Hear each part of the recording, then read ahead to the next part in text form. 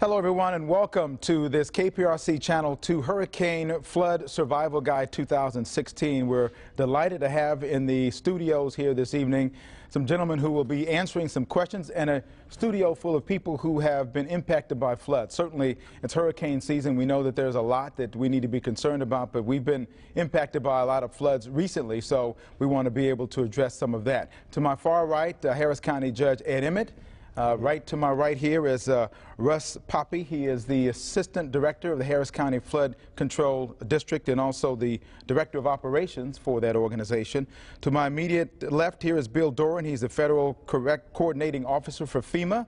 And to my far left is Jay Hendricks, who is the Floodplain Management Director for FEMA here in this area. So all of these gentlemen have opportunities to answer some questions, and we've set it up so we hope that we can get questions answered here tonight, and those questions we can't get answered, at least we can send you in the right direction. But first of all, we're talking about the hurricane season. Judge, I want to start with you. Okay. What is the most important thing you want to let people know and think about as they get ready for this hurricane 2016? You know, every June hurricane season comes around one more time, and it's always the same. I tell people, assume a hurricane's going to hit, so make preparations under that assumption. And that means, this sounds kind of silly to say it, but know where you live. Know if you live in an area that you're likely to have a storm surge and you're going to have to evacuate. If you don't live in one of those areas, then you're going to have to just stay where you are, shelter in place. Make a kit so that if you have to evacuate, you can put the supplies in the car and leave. If you have to stay where you are, make sure you have the bottled water and the canned goods and the food to last, up to 7 days. And then most important, though, is stay informed. We see the hurricanes track across the Atlantic, but the ones that worry me are the ones that can pop up in the Gulf, spin off, and hit us 48 hours later. So it's important that individuals and their families all know what their plans are, and they talk about it, and they stay informed. Is there anything that you've done differently this year in terms of the Harris County area to prepare for hurricane season than what you've done in the past? Every year, the full-time staff out at the Office of Emergency Management is constantly upgrading. Probably the biggest change this year is Ready Harris. It's an app that you can put on your phones, and that gives you instantaneous information, because as we all know, people are now using social networks much more to keep up with what goes on. But beyond that, if we do have to go on evacuation, we now have in place fuel depots that'll be there, comfort stations, the contraflow lanes are better. Everything's improved. So constantly making those improvements. I noticed they talk about the fact that we can expect a average or less than average season this year. I know when you hear that, I'm watching you smiling right now. What do you think when you hear somebody say that? I really don't care what the predictions are. If there are 10 hurricanes in the world and none of them come our way, then we've had a pretty good year. But if there's only one hurricane in the entire world and it happens to hit us, that's a bad year. So that's why I tell people, assume a hurricane's coming our way, make the preparations now. 1992 was a year where there were only a few storms, 6 storms total. But one of them was the first one of the season. It was Andrew in 1992 on August 24th, and it became one of the 3 Category 5 storms. So we can all be impacted by this no matter what. And as we know, there's a tremendous amount of rain that comes from hurricanes, and we've been flooded quite a bit this past year. What has been your biggest frustration with the flooding issues that we've had over the last year and a half, including Memorial Day and Tax Day and the subsequent floods? Well, the frustration, of course, and my frustration pales compared to those people who have had their homes flooded multiple times. My frustration is just not being able to predict where it's going to go. You know, if you have a huge rainfall and it's on the Cypress Creek watershed, then there are people up there that got flooded that have never been flooded before. I remember the first time Meyerland went underwater and Loop 610, as a graduate of Bel Air High School. 610 had never gone underwater. So being able to guess where you need to put your resources is always hard. But I have to mention, since you said hurricanes bring a lot of rain, one of my fears this year is if a hurricane comes, people who have been flooded in these rain events are going to say, oh, I've got to evacuate.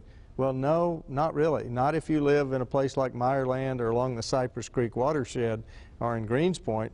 You're not in danger of storm surge, we still need you to sort of stay where you are, shelter in place, or that phrase that has now become fairly famous, hunker down, and let the other people get out of harm's way. Then if you lose electricity in the storm, you don't want to go without electricity, then you can get on the road. But just because you've had water in your home during some of these events, these recent rain events, that does not mean you need to evacuate if a hurricane comes. Well, we have a bunch of people here in the audience who have questions for you gentlemen in total. So those of you who have questions, you want to raise your hand, I'll go ahead and come to you. Please stand up, sir. And what's your question? With the county always in a stage of growth, my question is, what are the county's procedures to ensure that the infrastructure is in place to receive and disperse floodwaters safely before approving new construction for new roads, highways like Highway 99, and new neighborhoods that are constantly popping up all over the county, especially in the Cypress and Northwest area? Okay. Do you want me to take that first and then go to Russ? Yeah. You mentioned Highway 99. Of course, that's a state project. And one of the problems when you have a city, a state, a county coordinating everything gets to be difficult.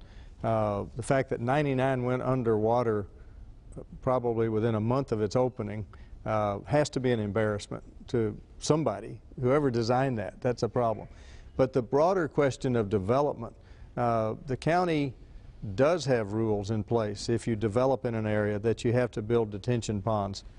And probably Russ can talk about that better than I can from the flood control district perspective. Certainly. Since 1984, the county's had a criteria for any new development to have detention in place to offset any increased flows that may result as a part of that new development.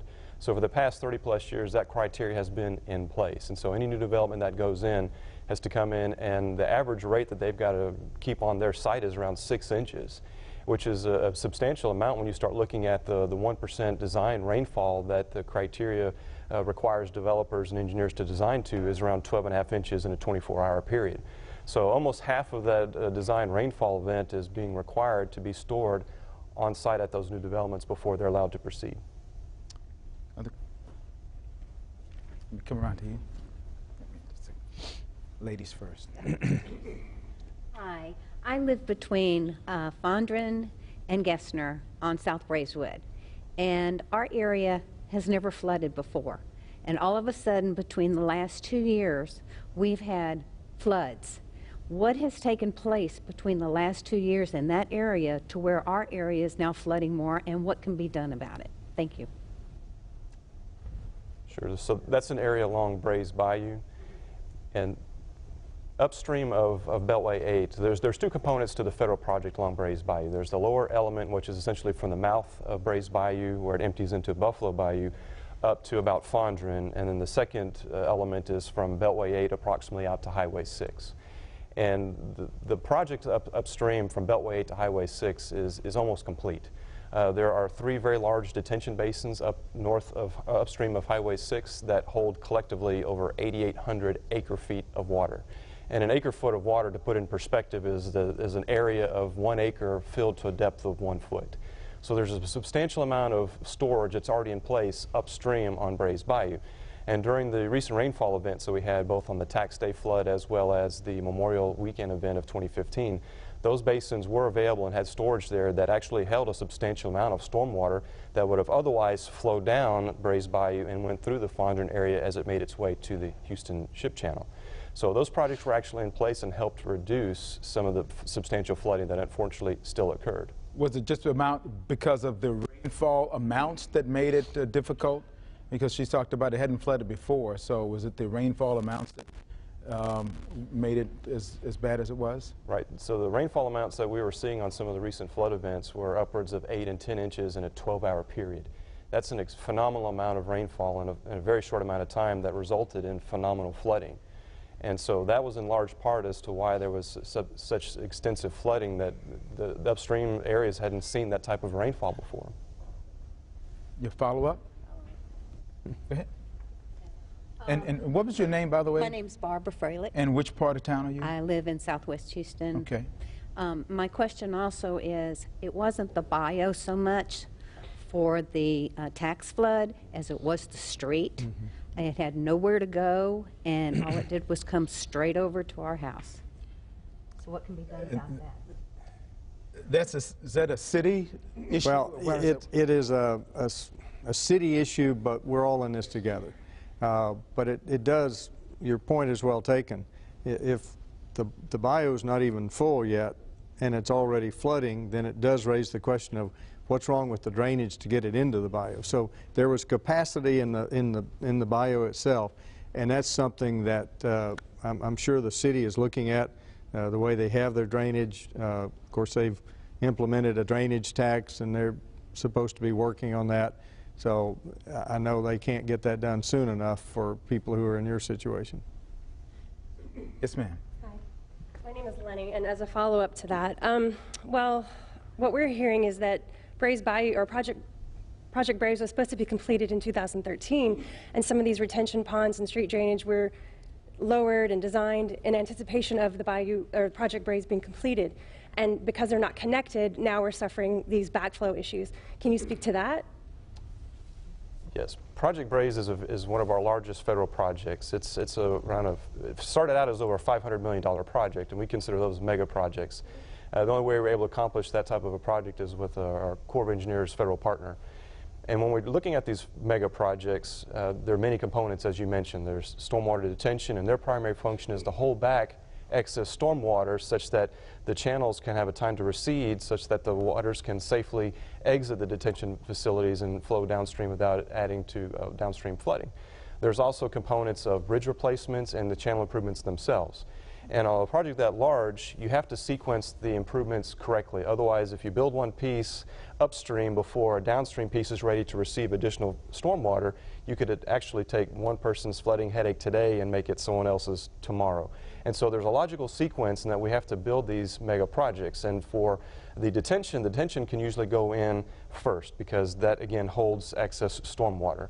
And then once we start doing the channel improvements, those have to be done in a systematic order, typically from downstream to upstream. So when we started doing channel improvements on Project Brays, we actually started at the mouth where it outfalls into the ship channel, and we started working the discrete elements upstream. So the last element that we're currently completing is the Lidstone to Calhoun section. We just initiated a construction project that will probably start, you'll see dump trucks out there probably around after the 4th of July, from Buffalo Speedway to Burtner. That's the next section that will be under construction. And then we'll have several sections remaining after that that will already started on design now in anticipation of the construction completion, so we can initiate those as well. Yes, sir. Stand up, your name and where you're from. I'm Tim Ryan. We have a house in Meyerland, but we don't live there because we can't. Well, the question that I have is, I'm hearing from a lot of people that a lot of these projects are more than 8 years behind schedule. And we bought our house 10 years ago in Meyerland, and I'm a native Houstonian, so I've grown up here and I've seen a lot of rain and a lot of hurricanes. And one of the things is I hear the argument that, well, we got a lot of rain on May Day, and I agree that we did get a lot of rain. But the second flood in April that hit our house again wasn't a lot of rain. And it makes me think that the issue is you don't have to have a lot of rain for Meyerland to flood. And I also, because I live 2 houses off of Millbury, I watched all of that construction a couple of years ago, and actually I'm an engineer, so I went and talked to the guys, and my understanding is that they did all of Millbury, but then they never took the water anywhere else. And when the rainwater came, they put giant conduits under the ground, lowered the streets, which actually I don't know that I think that's a good idea, because the issue is at 2 o'clock in the morning when the flood water came into our house, I was up. I couldn't sleep, thank goodness, because I got a lot of stuff up. But the issue is when those streets are lowered, you can't get out of your neighborhood. You're stuck. I lost 3 cars. Yeah. You know, I mean, so the question though goes back to, am I hearing it right that these projects are more than 8 years behind? The original project schedule I think that people are referring to were the schedules associated with the planning study that we had to do to satisfy the core criteria. And as part of that process, we have to develop schedules, and those schedules are based upon the preliminary engineering that's done at the time that we develop those studies. And as you can imagine, we have to make some certain assumptions in there, one being the rate at which we get reimbursed. On these core projects, we as the local lead have to upfront the money. So in other words, if we let a $20 million project, we have to upfront that $20 million, and once that project is complete, we can turn in reimbursements to the Corps to get paid back to the tune of almost 50% of that investment. And so a lot of the assumptions were made in that original schedule assumed $50 million a year in reimbursements from the Corps upon our receipts. When in actuality, if you look at our actual reimbursement rate, especially over the last 4 years, has averaged around $20 million a year over the last 4 years. So our last 4 years, we have received about $80 million from the Corps, but that's, again, it's been averaging around $20 million a year, not the 50 that was assumed in the original schedules. So what we're trying to do is make adjustments on the fly as best we can to the rate of return that we're getting reimbursed from the Corps and turning that money right back around and investing into the next section. You have a question? Name, Yes. please. My name is Priest Carrie Ridley, and the question that I have, I'm from Greens Point. The question that I have is a little diverse. One is the evacuation. We were in an area where the water came in from the flooding around 6 o'clock in the morning, and there was no time to get out, nowhere to go, and then the rescue situation was a little bit difficult because they weren't able to get to us. So my concern for hurricane season is, what can the people do in the low poverty areas that don't have cars and they can't get out of their areas and they have to wait for help? And then the other part of the question would be, with FEMA response, with people that were in shelters like myself not being able to even go back to the location to be able to get a FEMA inspection. So that would be my diverse question. Thank you. Okay. Let me take a crack at that first. When I became county judge in 2007, the memories of Katrina and Rita were fresh on everybody's mind.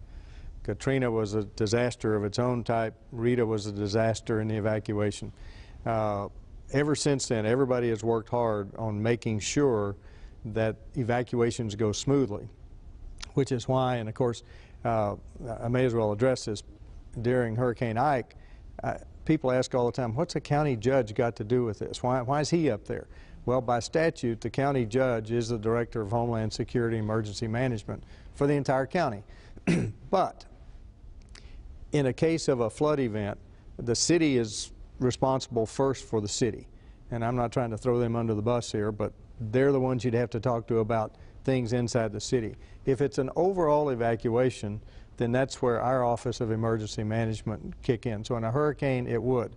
But I have to mention, anybody who cannot get themselves out of harm's way, for whatever reason, they don't have a car, they're infirm, they need to dial 211, and the United Way runs a registry.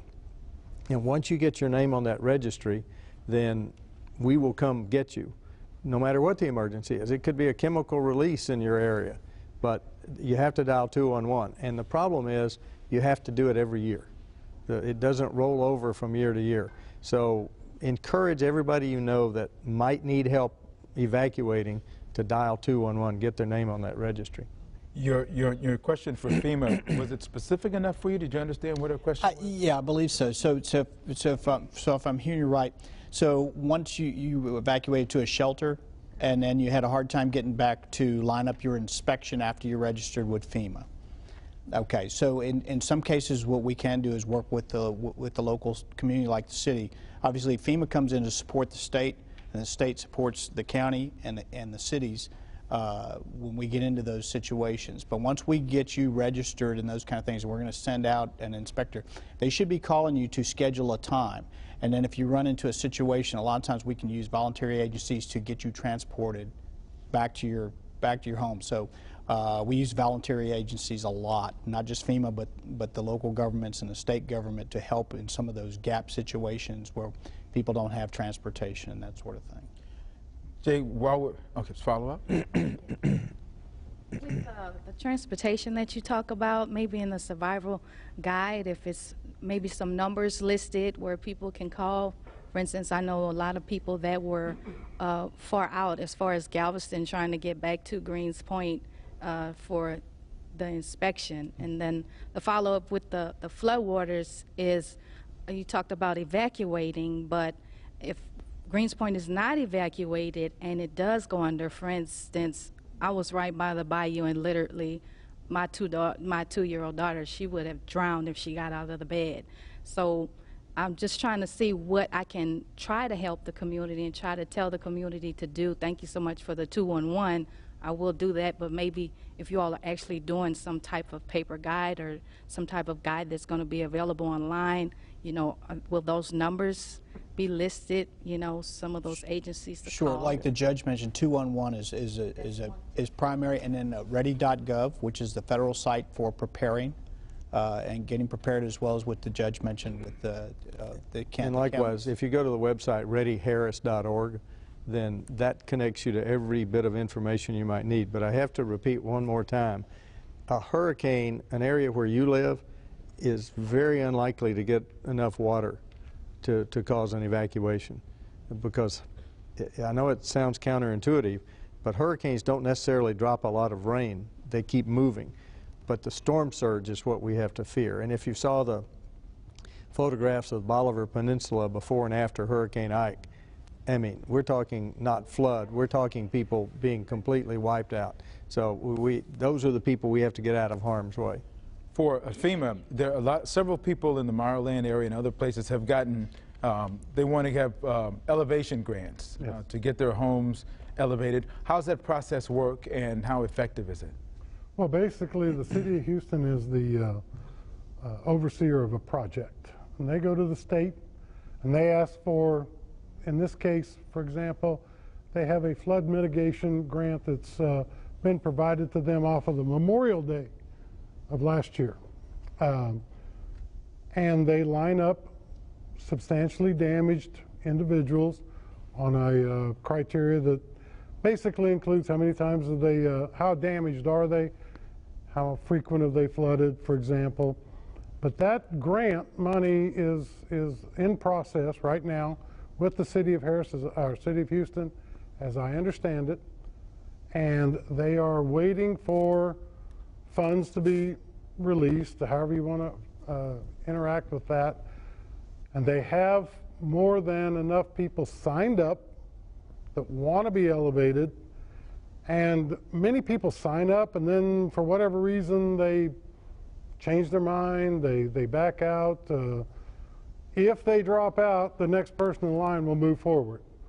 But that is between the city of Houston, and again, I'm not trying to say anything negative there. They're working diligently, but it's not at this point tightly connected to FEMA. It's the city of Houston coordinating through the state of Texas, and the funds will ultimately come from FEMA. Mm-hmm. But it's being processed through the state of Texas to the city of Houston. Thank you. Name, sir? I'm Frank. I live in Meyerland. I've been flooded 4 times. A severe repetitive loss and participating in the grant that you described, the $14 million grant from last May. So I have a question for you, sir, which is about the detention ponds. The detention pond, I'm sure it does a terrific job at protecting the people downstream. But does it have an impact on the people above the detention pond? I mean, once it gets full, does it reduce the cubic feet per second that can travel through the bayou? Or is it irrelevant to the upstream flow? You know, detention, as you correctly stated, helps benefit the people located downstream of the detention basin. It stores excess stormwater and allows the channels to recede before it starts releasing water via gravity into that channel once it's able to do so. That didn't answer my question. Okay, so well, what is the impact of the people who are just above it? So, for example, I know that there's a detention basin that was built just downstream of us, neighbor, and that probably did a great job protecting the medical center. But we live just on the other side of it, just upstream of it. And to what extent has it had an impact on the cubic feet, the maximum flow rate through the bayou when it's empty and when it's full? Okay, which area? I'm sorry. Just outside the loop. Just outside the loop, okay. Just south of the bayou. Okay, there are detention basins, I mentioned, upstream of Beltway 8. And so they do help retain some water. You're not answering my question. Okay. No, I believe he is. There are detention basins upstream of you and downstream of you. If we have one detention basin, and only one, in our imaginary world, It does a great job protecting the people downstream. What impact does it have on the people upstream of it? It doesn't. And typically the benefits for upstream would have to be a detention basin further upstream of that location, or there would be the completion of channel improvements to help reduce water Earlier surface you levels. said that you're working from down to up. Correct. So you start down there, you build a detention basin downstream of me, then another detention basin downstream of me until you get to me, and then you work on the detention basins upstream of me later. Well, if you're in the Meyerland area, we don't have any detention basins downstream of you. The Yes, channel you do. There's one right there at 610. Well, that's the Meyerland basin, right? That was built separate from the federal project. I see. Is that a city Now, project? to That was answer a your city question project, from yes. earlier, you said you couldn't predict where the hurricane and where the floodwaters would go. I can predict. It comes to my house. So if you're looking for it. I understand that. But understand, the detention basin you were talking about was a city detention basin, not a Harris County flood control. The flood control Braze project has already built detention basins upstream of you. But the answer is they can only hold so much water.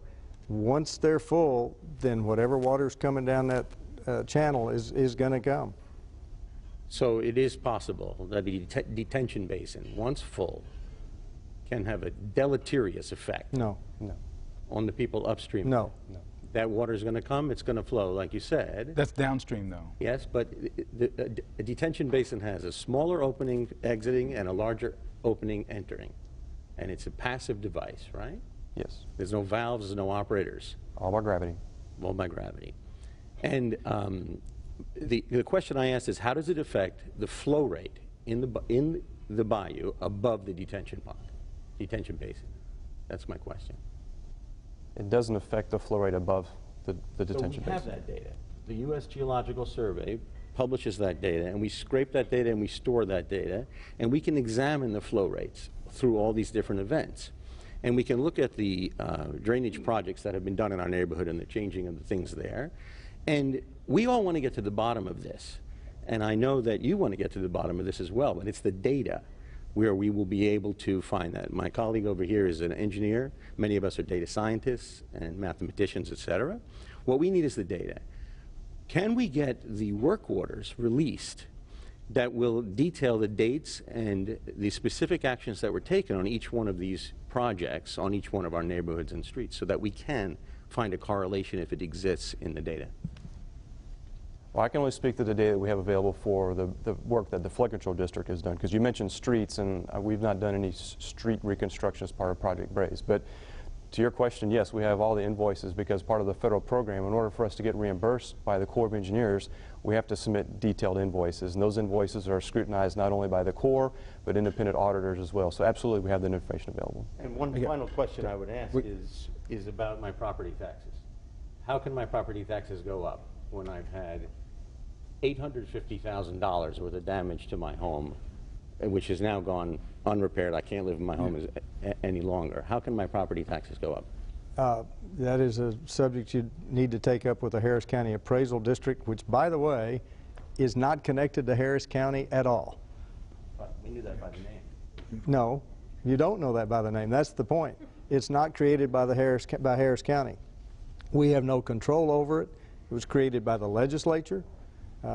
Every county has a central appraisal district, and then the county government, the flood control district, hospital district, city of Houston, school districts, all use those appraisals that are created by that district, and we have nothing to do with it at all. But I would urge you, I mean, clearly, if you've been damaged over the years, you should protest your property value and say, wait, this isn't right.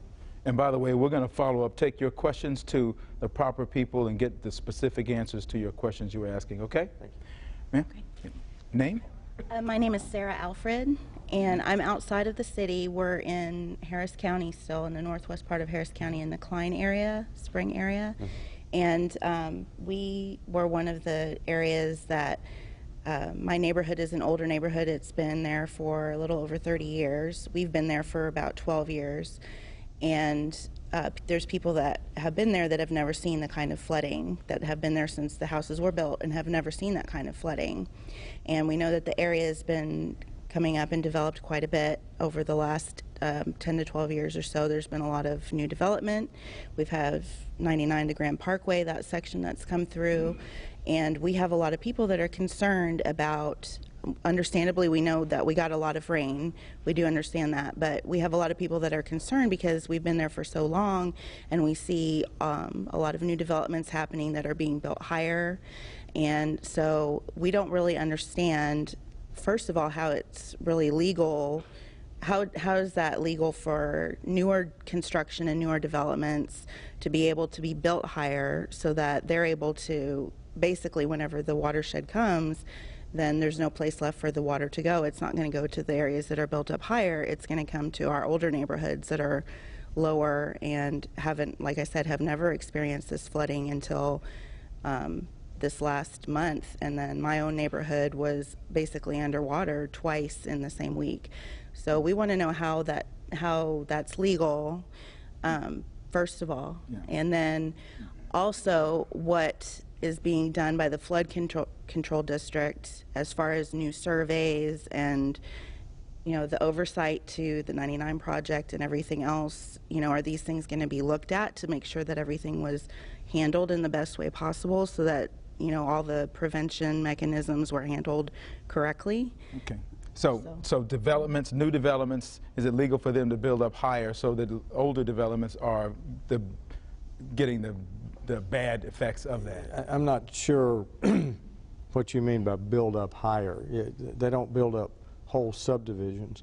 A lot of the newer subdivisions in the Cypress Creek watershed are actually built so that the streets are the detention, if you will, purposely. What water goes downstream, that's a very complicated thing that the flood control district can address better than I can. But keep in mind, when you talk about county government doesn't have ordinance making power. The only revenue we get is property tax. So when people start talking about, well, we're going to cut your property taxes, we do criminal justice, we have no control over that cost. We do indigent health care, we have no control over that cost. The other two things we do are transportation and flood control. So whenever you start talking about revenue caps and cutting back on what county government has available to it, we can only spend the money we have on flood control. And I don't think anybody here wants us to cut back on that. So it's something we try to address all the time.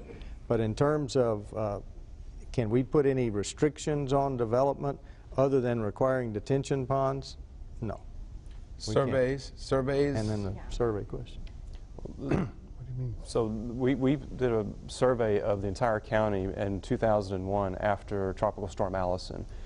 Prior to that date, we had flood insurance rate maps that were dated from the mid-1980s, and those were based solely on old contour maps developed by the USGS. So after Tropical Storm Allison, the county made the conscious decision to put a $30 million investment in place to actually do a countywide survey of all our watersheds. There's 22 watersheds within Harris County. And as part of that effort, we acquired electronic data called LIDAR. And it's basically a technology where you fly an airplane over the area that bounces a laser beam back and forth, and it obtains very exact digital data. And when we redid the flood insurance maps after Tropical Storm Allison that were released in the 2007 timeframe, they were produced in large part with that data. So the maps that are current within all of Harris County are based upon that 2000 and 2001 data set, yes. Right. And would you consider that to be outdated data then at this point? I mean, after what's happened, is that something that's going to be updated soon? No, because typically when the developments go in, they're not making changes to the channels. And the channels are really what's going to affect the shape of the floodplain. Well, just to follow up then, what is the discussion around our particular area? What's the discussion in your flood control district about any flooding that was not expected, and what should we as residents be responsible for, and then what should you as our flood control district be responsible for the future, for looking forward? Sure, I'm glad you asked that question. We've got a wealth of information on our websites that help empower citizens to understand what their flood risks are. If you go to our main website, hcfcd.org, There's multiple links there to several different tools, one of which is the flood warning system. There's currently over 140 rainfall and stream gauges across the entire county that actively monitor real-time rainfall data and how the streams start responding as a result of that rainfall. So we always encourage folks to check our website frequently when rain starts falling to look at those rain gauges and the streams and see how they're responding. We also have the FEMA floodplain map. So if you click on one of our links there, you can actually see and zoom into your particular area to see if you are in a mapped FEMA flood zone, whether it be a floodway or floodplain or the 100 or 500-year floodplain. So that information is there as well as a ponding tool. We mentioned there's multiple flooding sources. You can flood more than just from a bayou. You can flood from a street that became inundated or roadside ditches that became overwhelmed or just overland sheet flow. And so there's another tool on our website also that sort of depicts the low-lying areas within a given subdivision that would sort of help folks understand that when the rain starts coming up, well, those are the areas that are going to pond first and pond the deepest. By the way, I've played a lot on that website, and it's very interesting. A lot of information there that I didn't know about before. A quick show of hands here. How many people, how many of you here have had, within this last year, have had water in your homes? So everybody here. So you've had this experience, and some of you. Gwen, stand up for me. You had a question for FEMA about? Yes. I live in the Ireland area off North Braeswood in an apartment complex that sits exactly on the bayou. It flooded last May and again this tax day. My question is, and my concern is, I lost everything in the flood. We were actually evacuated by the fire department. And upon registering with FEMA, when we got back to the property, we were given letters that our leases were terminated and anything that was damaged had to be left in the apartment and they were going to discard it, which all the residents did. They said because of contamination factors. So when FEMA came to the property, there was nothing left. They came to, my appointment was April 29th. When they got back to the property, my apartment was totally gutted. All you saw was boards. Upon speaking to the FEMA representative, all she asked was for my lease and my driver's license to show my identity. She did not ask me to see any photos. I have video photos of my damage. When I registered with FEMA, I received, and I had insurance, but I didn't have flood insurance. Okay. So they turned in, when I registered with FEMA, I got information back that stated that my property, personal property, was able to be repaired. And I had 4 feet of water in my apartment. That water pushed the doors off of the hinges coming through that apartment. I barely got out. And I try to understand, if you don't see pictures and you don't ask the questions, how do you come to the summation that only 8 inches of water came into my apartment and my things were repairable? When I say I lost everything, I lost every single thing I own. Everything. I have been working with FEMA. I go to the disaster control center, recovery centers. I've been there. They know me by name. I try to follow the rules. Everything that they've asked of me, I've provided. And I tell you, it's been so stressful because you get the runaround, and it's almost like it's my fault. And I was told by one representative that I should have moved into a shelter for whatever reason, and this was recorded. And so my concern is, there's others out there like me who, I understand we're not trying to be made whole, but we're looking for help. And if we're not getting the guidance or the assistance that we need, who do we go to? Right. So in your case, and each case is individual, so what I'd like to do is get your name after so I can research that for you. But yet, by taking pictures, you ought to be able to appeal based on that? I have appealed.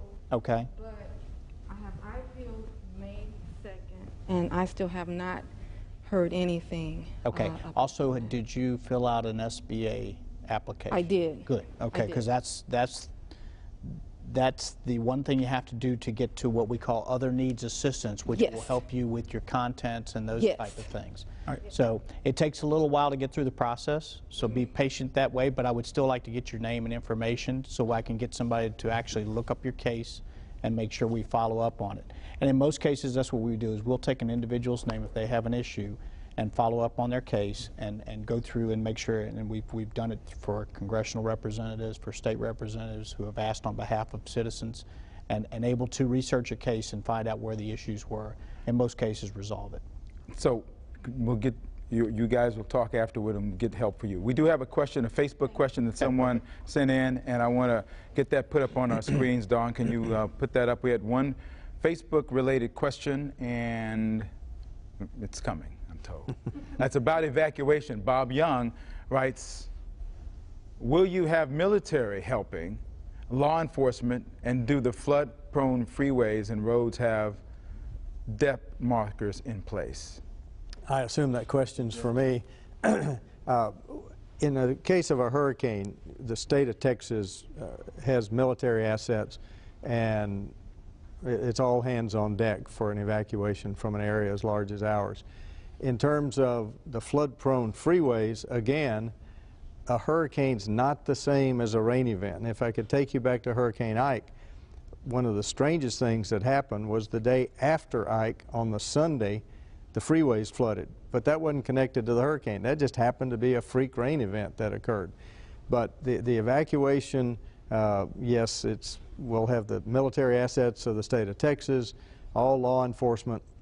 We have private contracts to make sure that the fuel depots and the comfort stations are in place. The Department of Public Safety is responsible for contraflow lanes so that everybody can get out of town.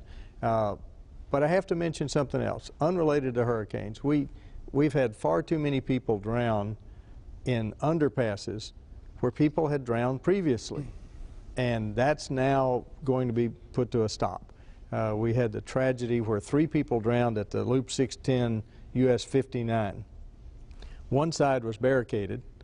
A person drove around the barricade, which is hard to comprehend. But the other 2 people made a logical decision because there was a barricade on one side, not on the other side, so they drove in.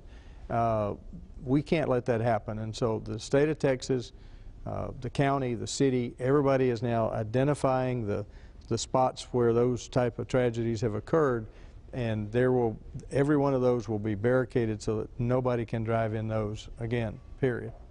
We have Nancy is over here. Nancy said I think it was Nancy. Weren't you raising your hand here? Okay. Okay. I'm Tamara. Tamara, Nancy. Yeah. My mom and I have been in the Meyerland area, about a 2-mile radius, for 55 years. Bel Air high school graduate. And with respect to Mr. Costello and the mayor, I understand why they couldn't be here, but I wanted to go ahead and let them know that I'm speaking to them also.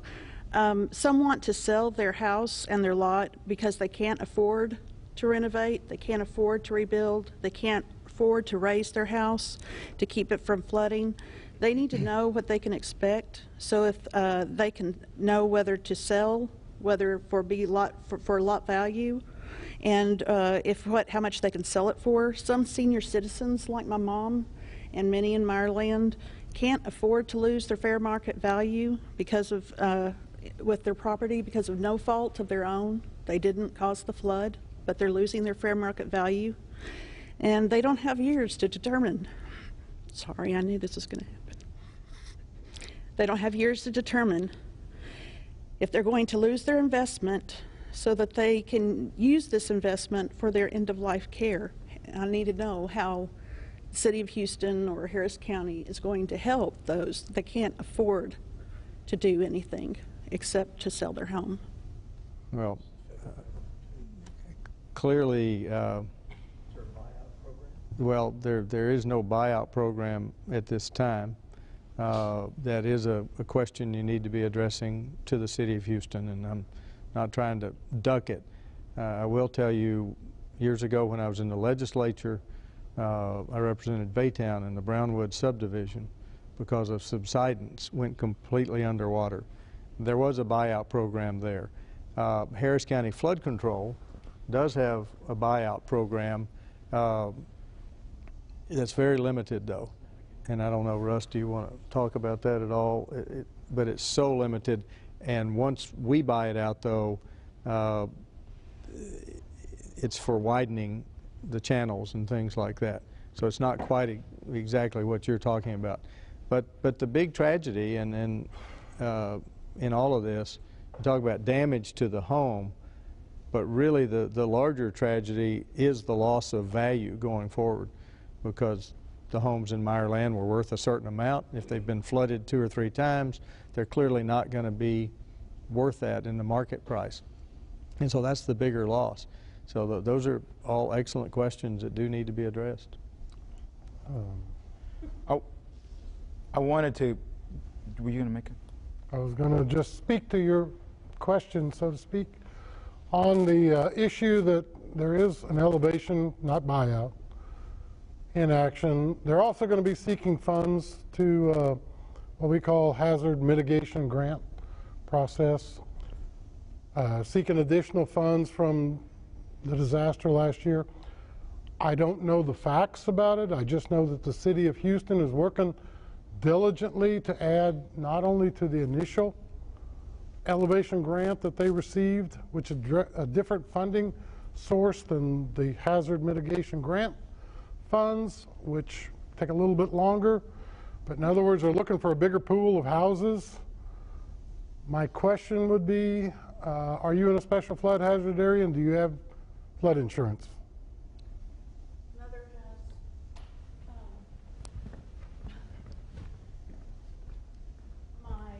My mom does have flood insurance. We have talked with everybody involved. What we're concerned about is that even though for some reason she could afford to do anything, that once the Braze project is done, we've heard that there's about 1,600 houses that are going to still be flooding, and we can't put, we don't want to put my mom in this situation because of between being, Rice and Braze Heather and Chimney Rock and Braze Heather. That's a pretty fair assumption, that might happen again. So I'm just, we are in a flood-prone area, and I assume it's still going to be in that same area once the project's done. My follow-up question would be, we just need a time frame. I go on the website, I see what it says, but we need to know, instead of us talking among ourselves, speaking to the choir, we need somebody who says, in 1 year this will be done, in 6 months this will be done. I don't know if that's possible, but instead of sitting and twiddling our thumbs, we need to know what's going on. And that's Sure, and I can assure you we're not sitting and twiddling our thumbs. We've not stopped making progress on Braze since we started in the early 2000s. And at the rate that we're going at now with the reimbursements that we've been getting from the Corps, which have been averaging around $20 million per year, if we can continue to get those types of reimbursements from the Corps, we're looking around 2021 to finish up the last channel segment up through your area all the way out to Fondren. Let me make one comment. The entire congressional delegation from Harris County, led by Congressman Al Green, has got a piece of legislation that would be a supplemental bill for $311 million, which would fully fund the completion of the Braze project. That needs to pass. We're all in favor of that passing, because it really does come down to, how's this going to be paid for. So if that can be passed, then his schedule can move up. And I was going to ask for final thoughts because we're out of time. We'll let that be your final thought. How about that, Judge? And I know that Congressman Green said that there are 80 co-sponsors or 80 people have signed on to it right now, so he's excited about that. Russ, your final thoughts about some of the concerns that you've heard about tonight and some of the options and ways that you can help solve them? Sure. Well, I can assure you that we're working diligently to reduce flood risks. We've been we were created back in 1937 by the Texas legislature to be first and foremost a project coordinator and co-sponsor with the Corps of Engineers. We continue that relationship today, and we continue our commitment to reducing flood risks in our area. Bill? As the judge mentioned about hurricanes, it only takes one. So if I give you anything from this, is be prepared for this season. Again, going to the Harris County site or ready.gov, which is the federal site to help you prepare for hurricanes. It'll get you in good shape to research that, have a good plan for your family, have a communications plan, and be ready. The federal government comes in long after, and usually with a checkbook. We don't normally come in to respond. That's done at the state and local level. And then we come in to help after to fill the gaps. Jay? Well, I think that the thing that I want to see is the time frames for the funding for your elevation and hopefully hazard mitigation grants, which will expand that role. We're working diligently with the state of Texas. FEMA's kind of putting their interest in a little more than maybe in the past. We usually leave it between the project coordinator and the state. I have just spoken last week after the congressman's meeting, 6th, I think, in terms of what her scheduling is, the floodplain administrator for the city of Houston. But again, all I know is that she's working diligently to move these grant requests. Most of the people have been asked to fill out the commitment to the grant, and we're trying to move those into a funding stream. And I don't know precisely how that is. All I know is that everybody at the city of Houston and the communications that I'm having with the state and with the region up in Denton, Texas, is trying to get that priority number one for this area down here, and yet we keep having more incidents. And I will be honest, that tests our resource. Every event that you guys have had, Tax Day, this Memorial Day, it doesn't help us move forward. I apologize, but we're trying. Well, I want to thank you gentlemen for coming in. We knew when we tried to do this that we could be here for 3 hours and we wouldn't get everything answered, but we wanted to scratch the surface. And those of you who didn't get a chance to ask your questions here, you've been in contact with our producers via email, I'm sure, to be here. Put your specific question in that email to us, and we'll get those questions answered for you, okay? I want to thank you all for coming. I want to thank you, Judge, Russ, Bill, and Jay, for coming in and providing answers to some of these questions. And as you said, Judge, don't listen to what anybody says about what kind of season it's going to be. Be prepared, be ready. It only takes one. Thank you.